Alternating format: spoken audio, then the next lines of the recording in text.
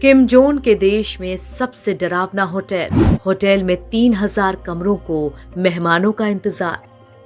तानाशाह Kim Jong की हुकूमत वाला देश उत्तर कोरिया अपने आप में ही कई रहस्यों को समेटे हुए है। इस देश के लोगों को न ही दुनिया की बातें पता होती हैं और न ही बाकी दुनिया के लोगों को यहाँ की बातें। दुनिया भर में उत्तर कोरिया को एक रहस्यमय देश माना जाता है। इसके रहस्यमय होने के पीछे कई वजह हैं, लेकिन उनमें से सबसे बड़ी वजह है यहाँ पर मौजूद एक होटल। दरअसल नॉर्थ कोरिया में मौजूद है दुनिया का सबसे बड़ा होटल रयुंगयोंग। इस इमारत को देखकर आप इसके आलीशान होने का अंदाजा लगा सकते हैं। 105 मंजिल, 3000 कमरे, डिजाइन भी ऐसा कि हर कोई इस होटल में एक रात गुजारना चाहे। लेकिन ये आलीशान इमारत बाहर से जितनी शानदार दिखती है, अंदर से ये उतनी ही वीरान है। यहाँ कमरे तो 3000 हैं, लेकिन ये कमरे आज भी अपने मेहमान का इंतजार कर रहे हैं। दरअसल जब से ये होटल बना है, तब से आज तक यहाँ पर कोई रुका नहीं। लंबे समय से खाली पड़ी इस इमारत को लोग घोस्ट बिल्डिंग भी कहने लगे हैं। मानव इतिहास की सबसे खराब इमारत 1987 में शुरू हुआ था होटल का निर्माण। $750 मिलियन खर्च, फिर भी वीरान।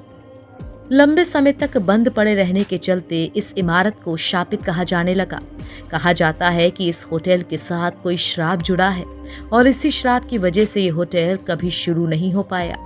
अमेरिका की मैगजीन स्क्वायर ने इसे मानव इतिहास की सबसे खराब इमारत करार दिया है।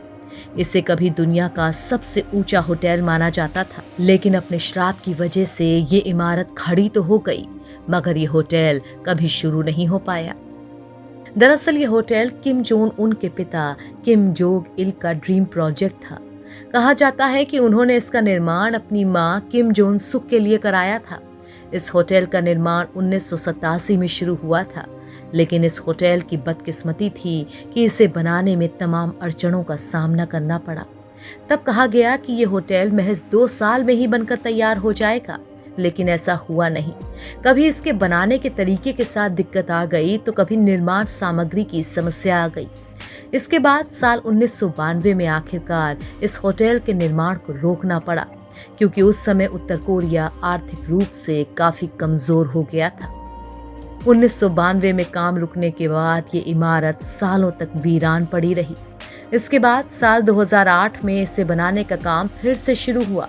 साल 2012 में उत्तर कोरिया ने ऐलान किया कि होटल का काम जल्द पूरा हो जाएगा, लेकिन होटल से जुड़े श्राप की वजह से ये पूरा नहीं हो सका और तभी से ये होटल ऐसी ही हालत में है।